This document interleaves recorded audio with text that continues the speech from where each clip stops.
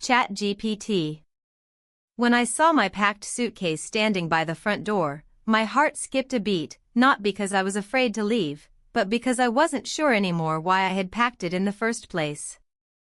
I had folded each blouse, each dress with a strange precision last night, telling myself it was just for a short trip to the coast, a weekend away to clear my mind.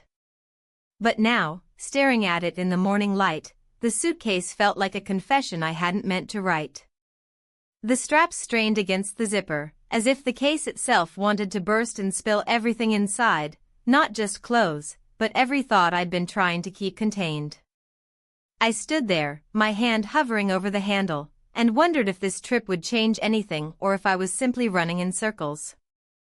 The house was quiet except for the sound of my husband stirring his tea in the kitchen. That small, ordinary sound suddenly felt unbearable, like it echoed through every corner of my life. I knew I couldn't explain the restless pull inside me, not to him, not even fully to myself. But before I tell you why that suitcase became the heaviest thing I've ever had to carry, let me start from the beginning. Before I share the secret I've been hiding, tell me in the comments what city you're watching from, and answer me honestly, have you ever packed a bag, not because you needed to leave, but because you didn't know how to stay? The morning that started it all felt like any other, but looking back, there were fractures already forming beneath the surface. I woke up to the familiar clink of a spoon against porcelain, the soft rustle of a newspaper being turned. Those sounds had been part of my life for decades, but that day they felt heavier somehow, pressing on me instead of comforting me. My husband sat at the table, hunched slightly, reading the financial section like he always did. He wore the same robe he had for years, the fabric faded at the elbows. I noticed the threads fraying along the collar and wondered absently how long it had been since I really looked at him, not glanced, not spoke, but truly looked. I made tea, just as I always did.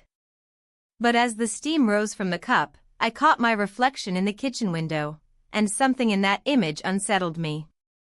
My face looked the same, lines deepening at the corners of my mouth, eyes softer than they used to be, but there was a flatness in my expression, as though I'd been slowly fading into the wallpaper of my own life.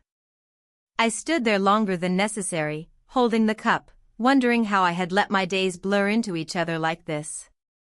Later, I walked to the store, clutching a short grocery list I didn't need to write down. The air smelled faintly of rain, and the sky hung low, heavy with clouds. My steps felt automatic, like they weren't really mine. And then, in the produce section, he appeared. A young man stood at the apple display, holding one up like he was weighing its worth. He must have been about 21, so much younger than me that for a moment I felt ridiculous even looking at him. But he smiled when our eyes met, an easy, open smile, and asked if I thought the apples were ripe enough. The question was so simple it caught me off guard. I laughed lightly, answered something about checking the firmness, and that was it, a few words, nothing meaningful. Yet, as we parted ways in that aisle, I felt an odd warmth linger in my chest. It wasn't attraction, not exactly. It was something stranger, a flicker of being noticed, of being pulled momentarily out of the gray fog of routine. Back home, I unpacked the groceries and placed each item on the counter with exaggerated care. My husband walked in, glanced at me, and made a brief comment about dinner. His voice was calm, steady, just like every evening, but I realized I hadn't heard surprise in his tone for years. That night, lying beside him in the familiar darkness, my mind wouldn't quiet. I thought of the young man, of the way his voice had carried a spark of life, unburdened by all the years that weighed on me. I hated myself for even letting the thought linger, but I couldn't push it away. I stared at the ceiling, listening to my husband's steady breathing, and wondered when my own breath had become so shallow. The next morning, everything looked the same kitchen, the same tea, the same soft shuffle of slippers on the tile. But inside, something had shifted. That tiny interaction had lodged itself in me, like a seed pressing against the soil. I didn't yet know what would grow from it. I only knew that the quiet of my life had started to sound unbearably loud. In the days that followed, I found myself walking past that same store again, telling myself it was simply because I'd forgotten milk or bread. But deep down, I knew it wasn't about groceries. I was looking for that flicker again, the one that made me feel awake for the first time in a long while. I told myself I didn't plan it. That's what I kept repeating, like a quiet chant, as if it might absolve me from what I knew I was doing. I walked to the store 2 days later, clutching a list so short it felt like a joke, just eggs, bread, and apples. I could have gone anywhere else, or waited another day. But my feet moved as if they already knew where I was supposed to end up, and soon enough, I was standing in the same aisle, staring at the same rows of fruit. And there he was.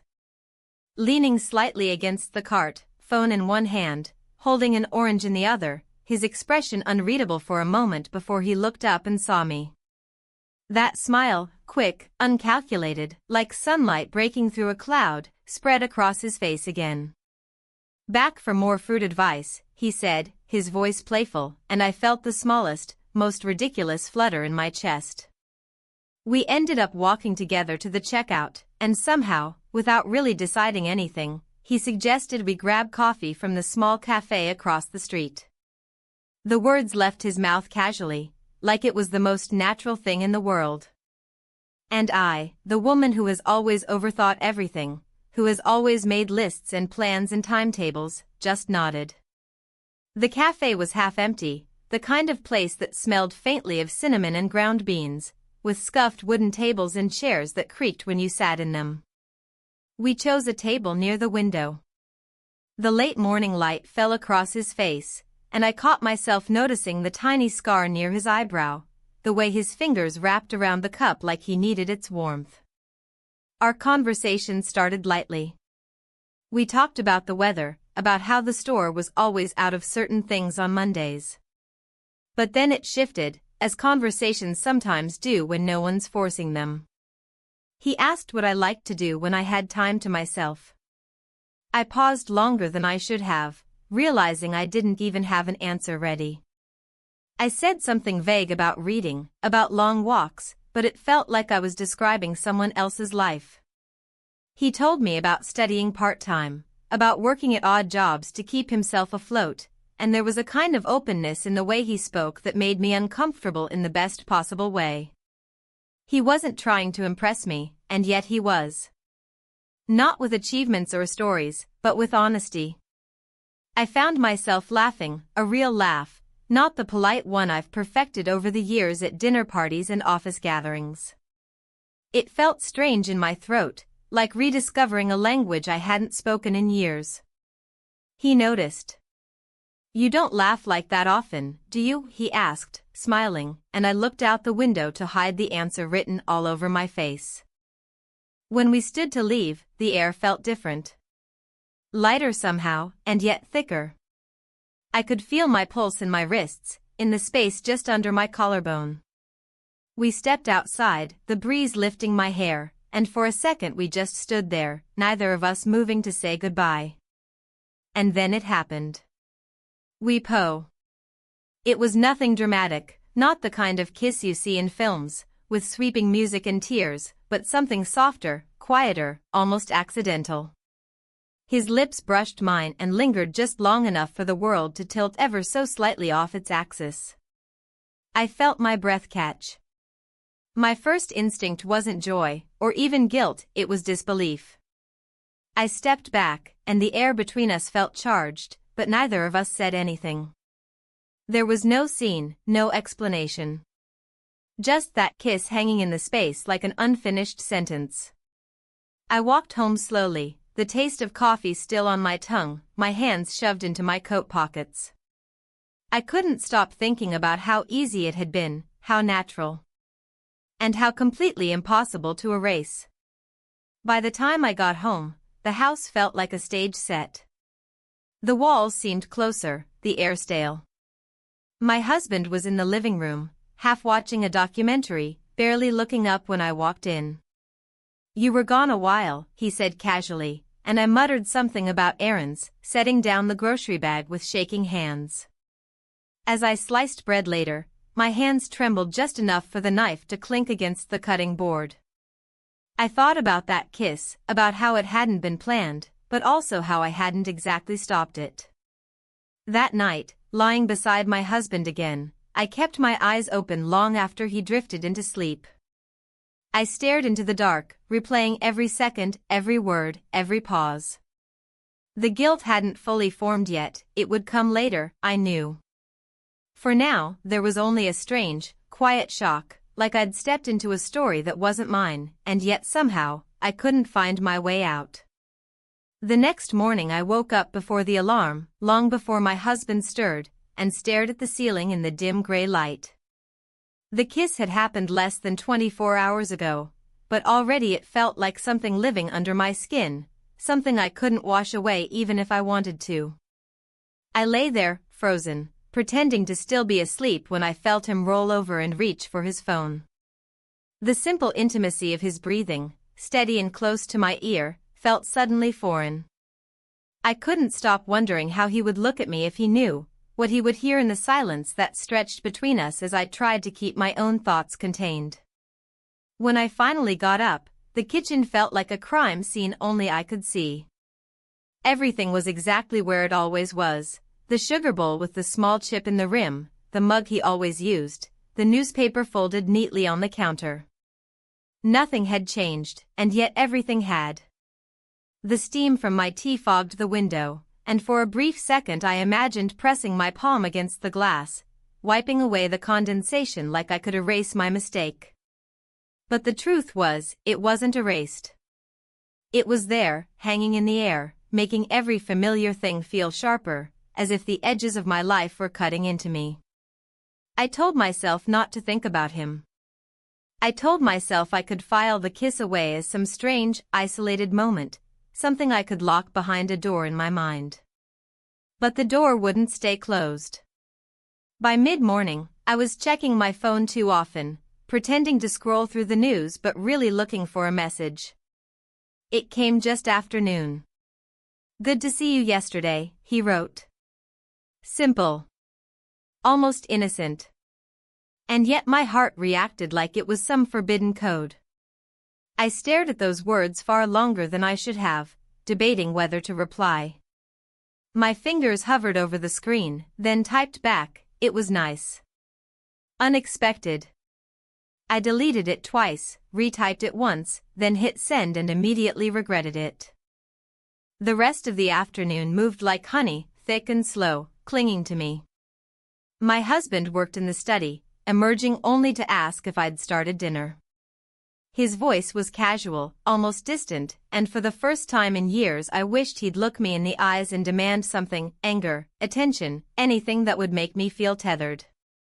But he didn't.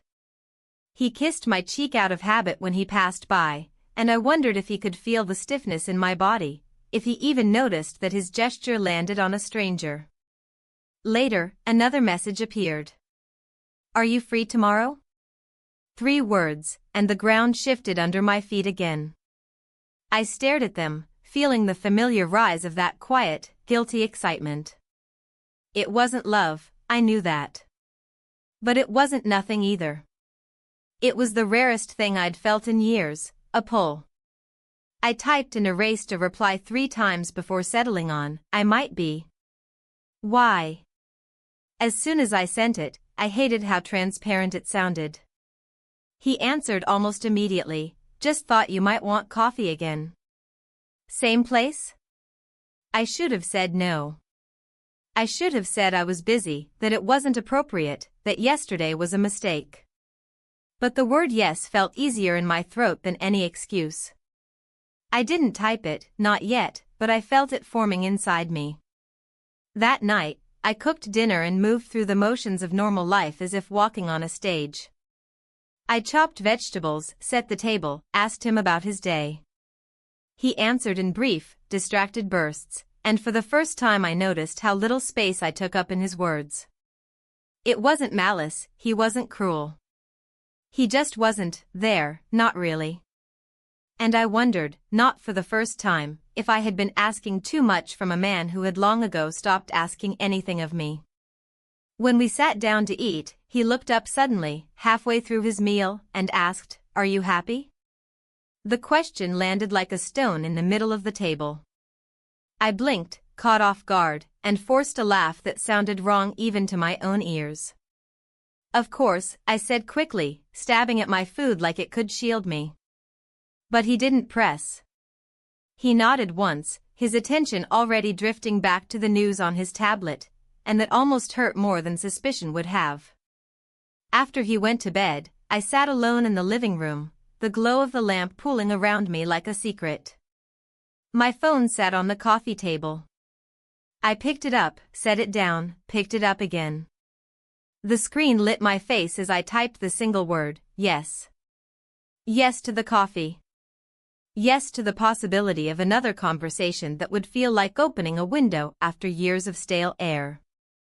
Yes to something I couldn't yet name but couldn't walk away from either. I put the phone down and turned off the lamp, the room falling into darkness. Upstairs, I could hear the even rhythm of my husband's breathing.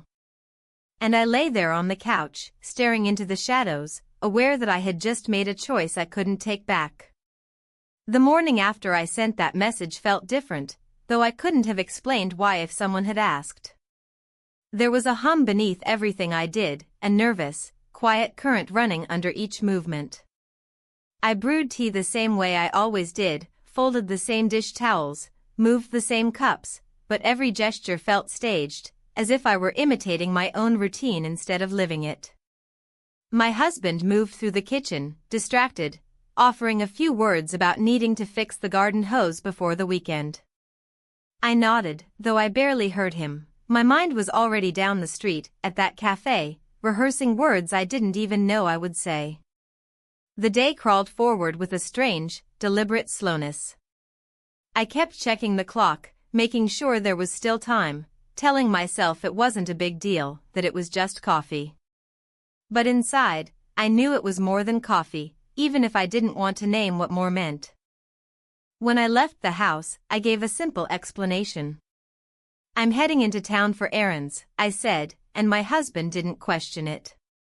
He didn't ask what errands or where I was going exactly. He only nodded, as if my comings and goings were as predictable as the weather. His lack of curiosity made me feel strangely untethered, as though the smallest lie could stretch endlessly without being pulled taut. The cafe was half empty when I arrived, the same scratched wooden tables, the same soft hum of an old radio in the corner. He was already there, sitting at the same table by the window, one hand around a cup, the other drumming absently against the table as if to a rhythm only he could hear. When he saw me, he smiled, uncomplicated, immediate, and warm. We sat down, and for a few moments, it was all small talk. He asked how my morning had been, I asked about his work.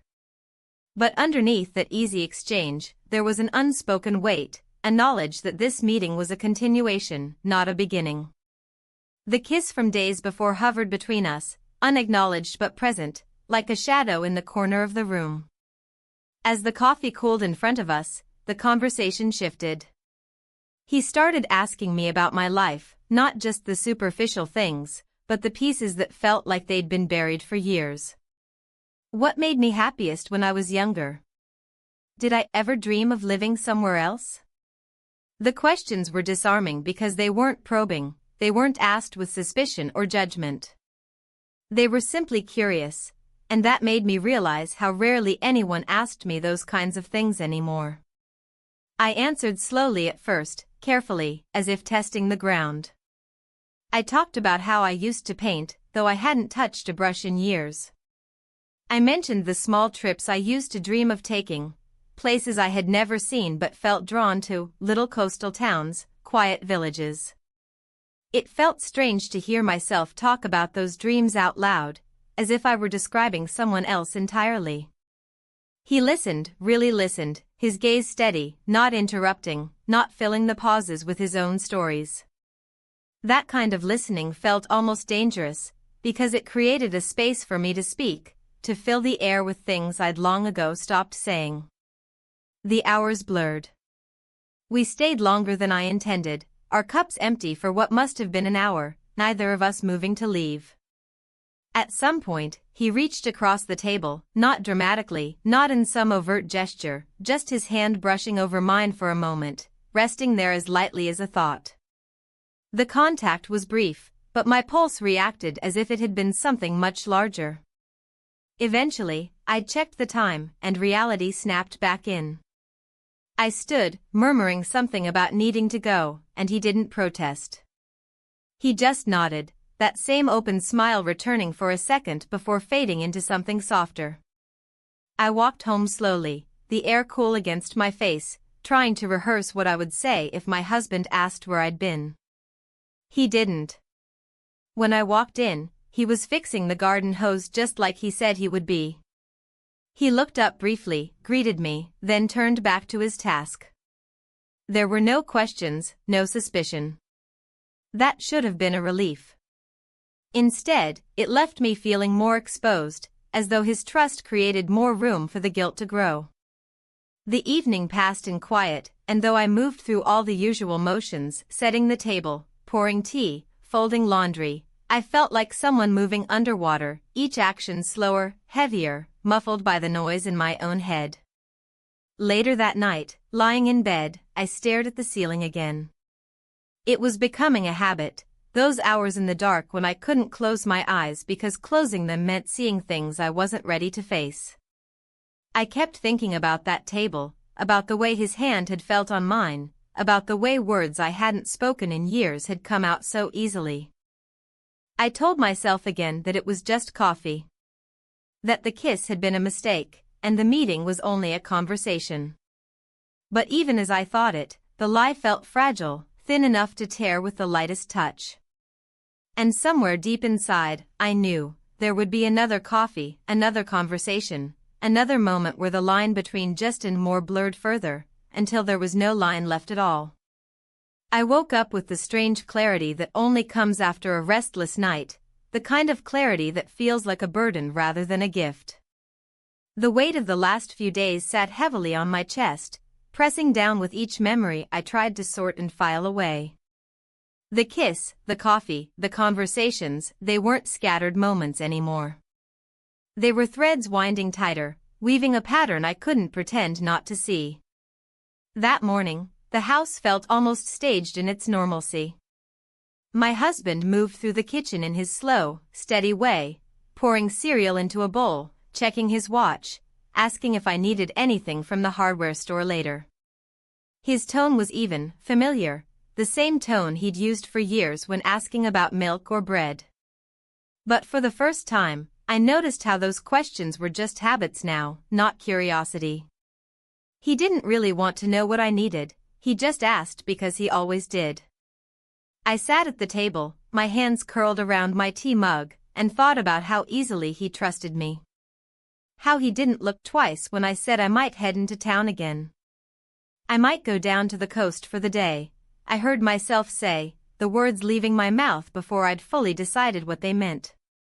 He didn't question it. He didn't even glance up for long. "Take the train, it's easier than driving," he said, and turned back to his bowl. The permission he gave without even knowing he was giving it burned almost worse than if he had been suspicious. I packed a bag that wasn't really necessary, just a sweater, a book, a scarf I'd forgotten I owned. I told myself it was just for the day, that it was only practical to bring a few things. But even as I folded the sweater, I knew I was preparing for more than a simple outing. When I got to the station, the air smelled faintly of diesel and old newspapers. The benches were cold, the tiled floor slick from an earlier rain. And then, there he was. Not by accident. We didn't pretend this time. He stood near the ticket counter, a half smile on his face, holding a small bag slung over his shoulder like this was the most natural thing in the world. The ride to the coast felt unreal in its ordinariness. The train rattled, the windows fogged at the corners, and we talked in low voices. About nothing and about everything. He told me stories from his childhood, some funny, some small but oddly touching.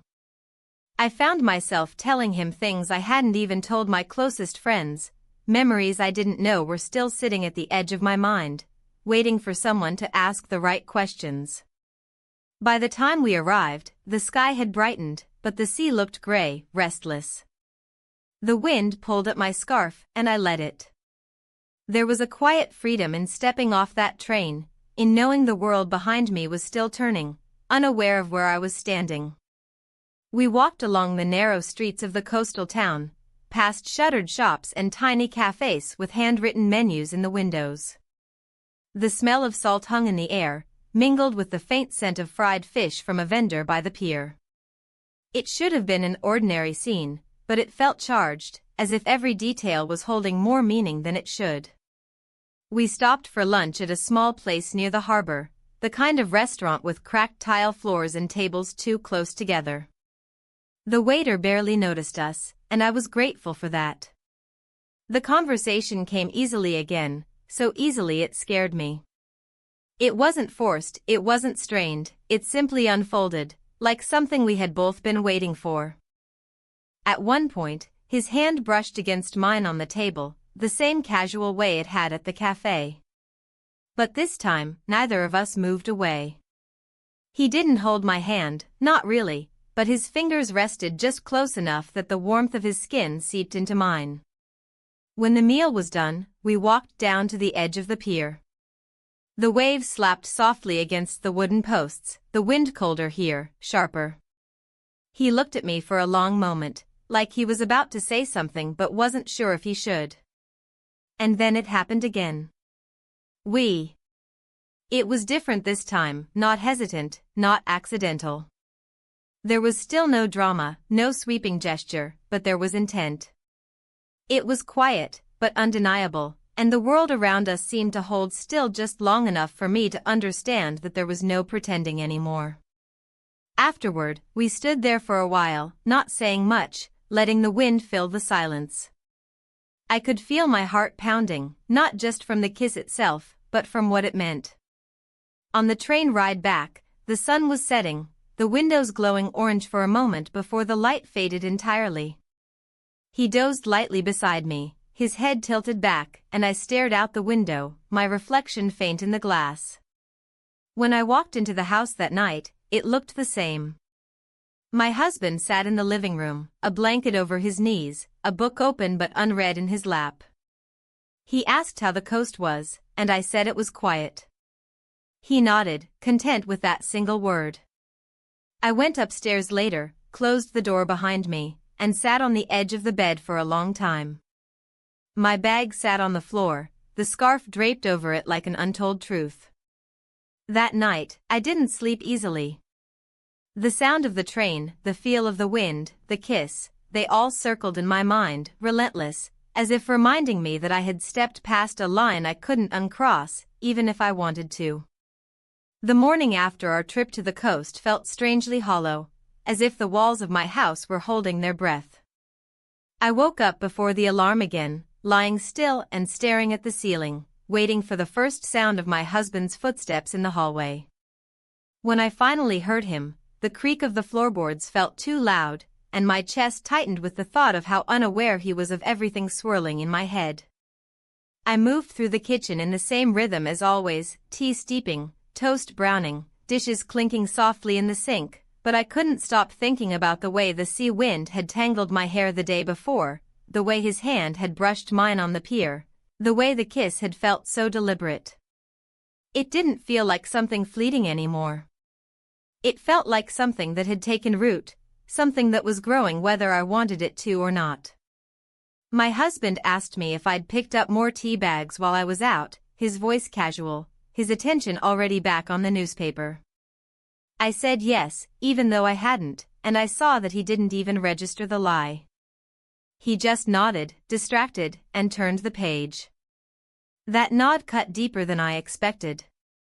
It wasn't that I wanted him to interrogate me, I wanted him to see me, to look at me like something might be out of place. By the afternoon, my phone buzzed. His name lit up the screen. "Can I see you again?" Just 4 words, but they pulled the air out of the room. I stared at them, my thumb hovering over the glass, feeling the pressure of choice sitting in my chest. I could have ignored the message. I could have sent something polite but final. But I didn't. When I typed back, the word feeling like a door creaking open. He replied almost instantly, "Tomorrow?" It wasn't a question about coffee or errands this time. It was just a question of being near each other again. I put the phone down and tried to lose myself in tasks, laundry, dishes, tidying up the drawers that never stayed organized, but every motion felt mechanical, disconnected from the weight of what I had agreed to. That night at dinner, my husband talked about the neighbor's new fence, about how the wood looked cheap and wouldn't last through another winter. I nodded at all the right moments, murmured a few responses, but it was like my voice belonged to someone else. He didn't notice. He went on about the fence, about the cost of materials, about how he might offer to help fix it when it inevitably broke. I sat there, my fork poised above my plate, and thought about how easy it had become to live next to each other without really touching each other's lives. After he went upstairs, I stayed in the kitchen, the dishes piled in the sink. I should have washed them, but I didn't. I just sat at the table, the house quiet around me, and stared at my phone. The next day, we met again. This time there were no excuses about groceries, no vague stories about errands. I left the house with a scarf wrapped tightly around my neck and told my husband I was going to meet a friend I hadn't seen in years. He didn't ask which one. When I arrived, he was already waiting. We didn't go to the cafe this time. He suggested a walk instead, and we moved slowly through the park, the gravel crunching softly under our feet. The trees were bare, their branches reaching upward like questions, and the air smelled faintly of damp leaves. He told me something personal then, something that changed the way I saw him. He talked about his father, how he'd left when he was young, how that absence shaped him in ways he didn't even understand until recently. He wasn't trying to win sympathy, he was just telling the truth. And that truth, unadorned, made me ache in a way I hadn't expected. I told him something back. Something I hadn't said out loud before. I told him about the quiet in my marriage, not an angry quiet, not a cruel one, but a quiet that had settled like dust on everything we once shared. I told him I didn't even know when it had started, only that one day I realized it was there. He listened. He didn't rush to comfort me or offer easy answers. He just walked beside me, his hands shoved deep in his coat pockets, his silence a kind of space that let me keep talking. At one point, we sat on a bench. The wood was cold through my coat, the metal armrest biting against my wrist as I shifted. He turned toward me slightly, his face open, his eyes steady, and for a moment neither of us spoke. The pause stretched, and then he said softly, "I don't want this to be just passing time for you." The words landed heavier than I expected. I felt them in my stomach, in the back of my throat. "I don't know what it is," I admitted, my voice quieter than I meant it to be. But the truth was, I did know. I just didn't want to say it out loud, not yet. When I got home that night, the house felt even smaller than usual. My husband was watching television, a sports game I didn't recognize, his body slouched into the familiar curve of the couch. He looked up briefly, smiled faintly, and then looked back at the screen. I walked upstairs, changed into pajamas, and stood by the bedroom window, looking out at the street below. The street lamps cast long, pale shadows across the pavement, and the cold glass chilled my fingertips as I rested my hand against it. Behind me, my husband turned in bed, the mattress dipping with his weight, his breathing deepening as sleep took him. I stood there for a long time, watching the street, thinking about the bench, the words, the silence between us. And I realized that I had been waiting for someone, not him, not necessarily the one I'd met, but someone, to ask me something more than if I needed milk or bread. And now that someone had, I couldn't bring myself to pretend I didn't want to answer. The day stretched out before me like a thin thread, fragile and taut. I woke with a heaviness in my chest that I couldn't shake, the memory of last night's conversation still vivid, swirling beneath every thought. The sunlight filtered weakly through the curtains, casting a pale glow over the room, and I lay there for a long time, listening to the quiet rhythm of the house. When I finally rose, the weight of the unspoken hung between the walls. My husband moved through the morning like a shadow, his routine as predictable as the ticking clock on the mantel. He didn't notice the tightness in my shoulders or the way I kept glancing at my phone, waiting for a message that felt like a lifeline and a noose all at once. The plan for the day was simple: small errands, lunch at a cafe I'd been meaning to try, a walk in the park. But beneath those everyday acts, an undercurrent of tension pulsed steadily, the quiet hum of something about to break or change. We met as we had the day before, not in a crowded place, but on a quiet street corner shaded by tall elms. The air was cooler now, the first hint of autumn biting at my cheeks.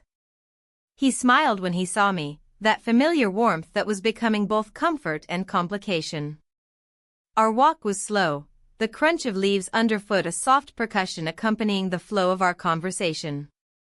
He spoke about his plans, his hopes, things he wanted to accomplish that felt both ambitious and fragile. I told him about the small cracks I was beginning to notice in my own life, the fading of passion, the monotony that seemed to spread like a shadow over years of quiet compromise. He listened without judgment, his eyes steady and open. There was no rush, no pressure. Just the space to be honest, to be raw. That was something I hadn't expected to find, something that made the ache inside me both sharper and more bearable. At one point, we stopped by a small bench overlooking a pond. The water was dark and still, reflecting the sky like a mirror. He turned to me then, his expression serious, and said softly, "I don't want this to be just a moment. I want it to mean something." His words settled deep inside me, stirring a mix of hope and fear. I wanted to believe that, to want that, but the truth was tangled in layers of doubt. What did it mean to want something beyond the ordinary? What did it mean to risk everything I had built? We sat there for a long time, silence stretching between us like a thread pulled tight. His hand found mine again, resting lightly, the warmth grounding me even as my thoughts raced. Later, as the day wore on, I felt the weight of decisions pressing in. The house would be waiting, the routine unchanged, but I knew that after today, I wouldn't be the same. The night ahead loomed like a threshold, a line drawn between the life I had and the life I was beginning to imagine. When I returned home, the quiet was different, charged with possibility and dread. My husband greeted me with a tired smile, asking about the errands and what I'd had for lunch. I answered him with practiced ease, but inside, the quiet turmoil threatened to spill over. That night, the space between us was filled with unspoken questions.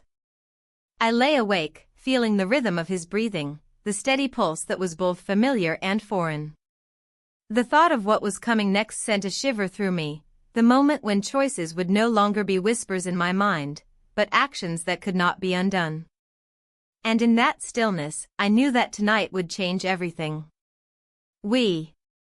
It was not an event marked by fireworks or grand declarations, but a quiet crossing of a line, a step taken into a new reality.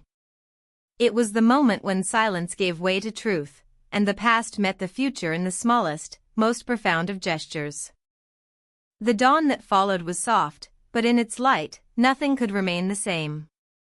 The suitcase in the corner of my room waited, heavy with unspoken promises and the weight of decisions yet to be made. The morning after felt sharper, as though every sound had been turned up a little too loud. The clink of the spoon against the mug, the creak of the floorboards, the wind outside brushing against the window, it all seemed amplified, insistent, impossible to ignore. I sat on the edge of the bed for a long time before I moved, staring at the suitcase in the corner. It hadn't been touched, but it felt heavier, as though it held not just clothes but every choice I'd made, every choice I still hadn't dared to make. The house was quiet when I finally went downstairs. My husband was already at the table, his glasses perched low on his nose, reading the paper. He looked up briefly when I walked in, offered a faint smile, and then returned to the headlines. His voice was even when he asked if I'd slept well. I murmured something about waking early, and he nodded, already scanning another article. I made tea, my hands moving on their own while my mind scattered in every direction. The kettle hissed, the steam fogged the glass above the sink, and I found myself gripping the counter, trying to anchor myself in the ordinary, in the routine. But the ordinary didn't hold me anymore, it slipped through my fingers, flimsy and thin. By mid-morning, I knew I couldn't sit still.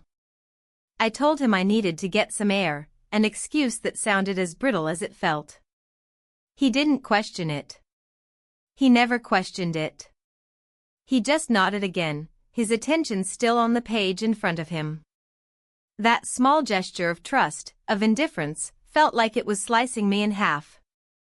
At the station, the platform was nearly empty. The sky was pale and flat, the kind of gray that doesn't promise rain but makes you think it might. I stood there, staring at the departure board, the names of cities and towns scrolling like a list of lives I could step into if I chose. I held my ticket in my hand, the thin slip of paper dampening slightly from my grip. When the train arrived, I didn't move at first. People stepped off, people stepped on, the doors stayed open long enough for me to make a decision. I didn't. I sat on a bench, the metal cold beneath me, and stared at the ground. The minutes passed, the train doors closed, and the sound of it pulling away felt like a question I hadn't answered. I could have gone home then. I could have walked back into my life, into the kitchen with its chipped sugar bowl and the man reading his paper. But I didn't. I stayed on that bench, watching the schedule change, the next train approaching. Eventually, I stood. But I didn't get on the next train either. Instead, I walked away from the platform, my ticket still in my hand. I didn't have a plan. I didn't know where I was going, only that I couldn't go back, not yet. The streets beyond the station felt different, as though they weren't entirely part of the same town. I wandered without direction, past shuttered shops and quiet cafes, past windows where people were living lives that didn't look anything like mine. I stopped in front of a bakery. The smell of bread drifted out through the door, warm and rich. I bought a roll I didn't want just to have something to hold, something to do with my hands. I kept walking. The bread cooled in the bag, uneaten. My phone buzzed once in my pocket. His name on the screen. "Are you okay?" I stared at the words for a long time before I replied. "I don't know," I typed back. The truth of that sentence settled heavily on my shoulders. I didn't know. Not about the day, not about the next hour, not about the next choice I would make. I found myself standing in front of a small park, one I didn't remember ever noticing before. There was an empty bench under a tree, its branches nearly bare, a scattering of leaves on the ground around it. I sat there for a long time, feeling the weight of my coat, the roughness of the wood beneath my palms. I thought about what had happened. About what it meant. About what it didn't mean. I thought about him, his words, his quiet, the way his presence had made something inside me wake up. I thought about my husband, his steady kindness, his easy trust, the way he had let me drift without realizing I was already gone. The afternoon stretched, and still I sat there, the hours slipping past like the leaves falling from the branches above me. By the time I finally stood, the light was changing, the sun slipping lower, the air sharper against my skin. I walked back toward the station, my steps slow, the ticket still folded in my pocket. I didn't get on a train. Not that day. But I didn't go home either. I kept walking.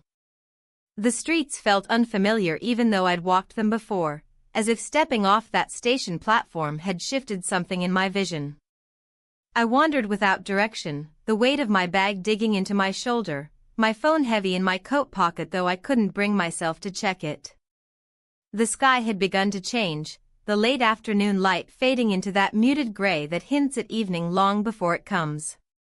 I found myself in front of a cafe I didn't recognize, the windows fogged, a few tables scattered outside though the weather was too cool for anyone to sit there. I went in anyway, mostly to escape the chill, and ordered tea I barely tasted. The space around me was filled with the quiet hum of people who weren't paying attention, the scrape of a spoon, the low murmur of conversation in corners I didn't bother to listen to. I sat there for almost an hour, staring at the table, not because I had anything to think about but because my thoughts wouldn't settle long enough for me to follow any of them. Every time I tried to grasp one, to name what I was feeling, it slipped away, replaced by something else. Regret? Maybe. Relief? Possibly. Fear? Definitely. When I finally left, the air outside felt sharper, almost like a warning. The streets were busier now, people moving quickly, coats pulled tighter, heads bent against the wind. I walked with them for a while, though I didn't know where I was going, letting the current of strangers carry me. Eventually, I stopped in front of a row of narrow houses, each one painted in a color dulled by years of weather. There was a bench nearby, tucked under a crooked street lamp. I sat there, pulling my coat closer, and looked at the houses, imagining the lives inside them, families eating dinner, a TV murmuring in the background, the smell of bread or soup filling the air. Normal lives.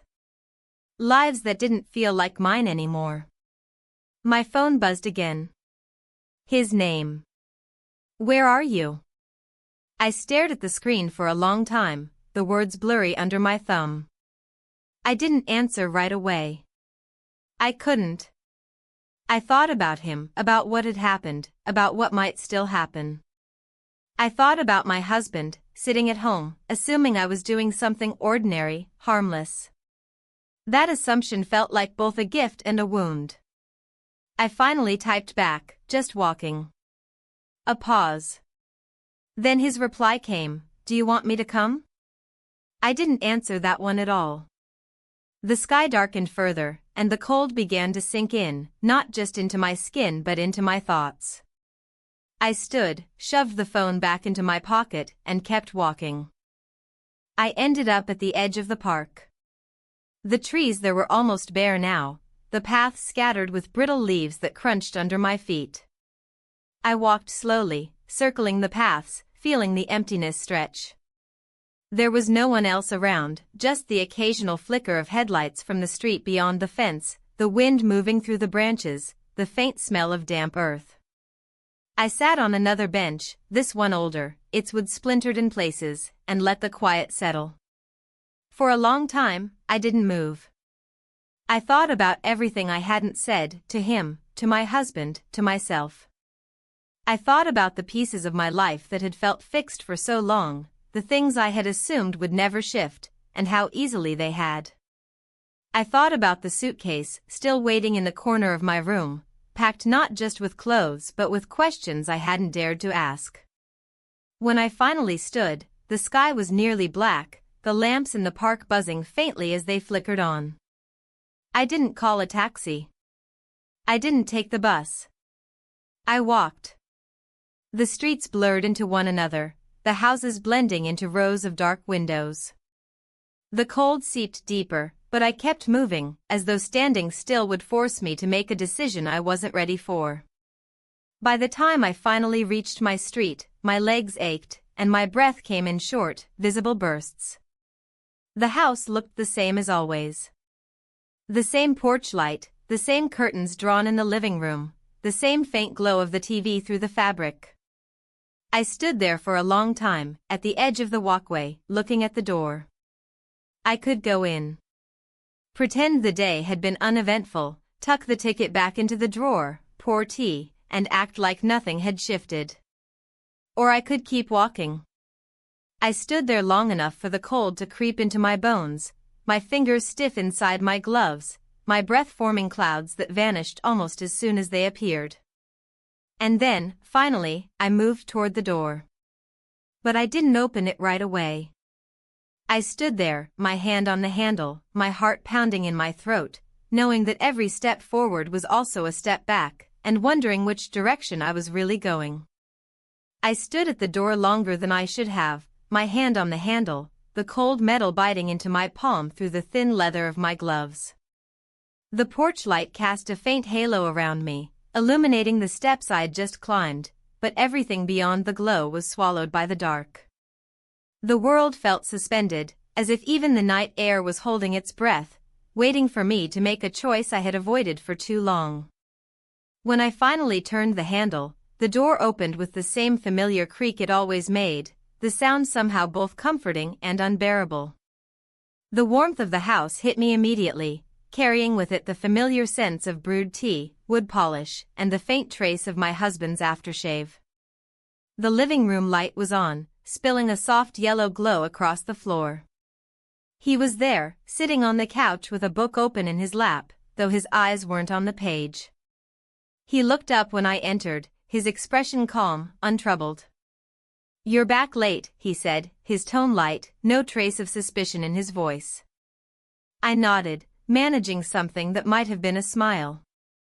"I walked longer than I planned." That seemed to satisfy him. He didn't ask where I had walked, or why my hair was still damp from the fog in the air, or why my hands were trembling just slightly as I hung up my coat. He just returned his gaze to the book, though I wasn't sure if he was really reading. I stood there for a moment, looking at him, at the room, at everything that had been mine for so long. The walls were lined with framed photos, birthdays, trips, long-ago holidays. I knew every one of them by heart.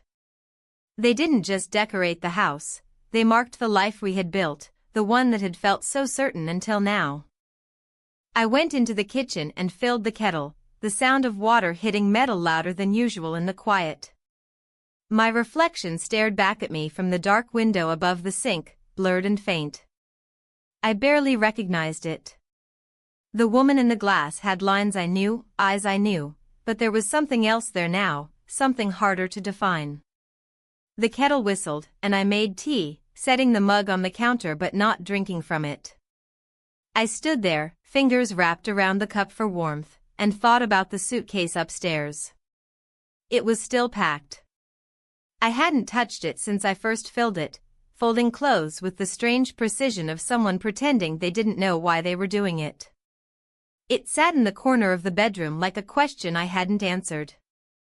I climbed the stairs slowly, each creak of the wood under my feet sounding louder than it should. The bedroom door was ajar. The suitcase was there, just as I'd left it. I walked over and rested my hand on it, feeling the tautness of the zipper, the way the fabric bulged slightly where I'd crammed in too much. I sat on the bed and looked at it, at the scarf draped over the edge like an afterthought, and I realized that everything I had been circling around for days came down to this: staying or going. It wasn't just about him, the man who had stirred something in me I thought had been gone. And it wasn't just about my husband, who had trusted me without knowing he was trusting me too much. It was about me. For years, I had lived inside the frame of my own life, content to let the routine draw the lines around me. It had been safe, predictable, comfortable. But somewhere along the way, that comfort had become a kind of weight, a soft blanket that smothered more than it soothed. I thought about the coffee, the walks, the kisses, the night that had changed everything. I thought about the guilt, about the quiet shock that still hadn't fully faded. I thought about the mornings when I'd woken before dawn and stared at the ceiling, my heart pounding with questions I didn't dare speak. I opened the suitcase. The zipper slid slowly, the sound sharp in the silence. The clothes were neatly folded, untouched, waiting. I ran my fingers over them, over the sweater I'd packed without thinking, the book I'd tucked in the side pocket. For a moment, I imagined closing it again, carrying it downstairs, and leaving. I imagined the train, the blur of the countryside through the window, the feeling of stepping into a new place, a new life. And then I imagined the door closing behind me. The house empty. The photos still hanging on the walls, marking a life I'd walked away from. I closed the suitcase, but I didn't carry it out. I left it where it was and walked to the window. The street outside was quiet, the lamps casting long, pale shadows across the pavement. I stood there, looking out, my hands pressed to the glass. The cold seeped into my palms, grounding me. Downstairs, I heard the faint clink of a cup, the sound of him moving in the kitchen, maybe rinsing his tea, maybe just making space on the counter. I didn't know what would happen tomorrow, or the day after. I didn't know what I would say, or what I would do. But I knew this, I wasn't ready to leave. Not yet. I turned from the window and sat on the bed, the suitcase closed at my feet. The house was quiet. My life wasn't.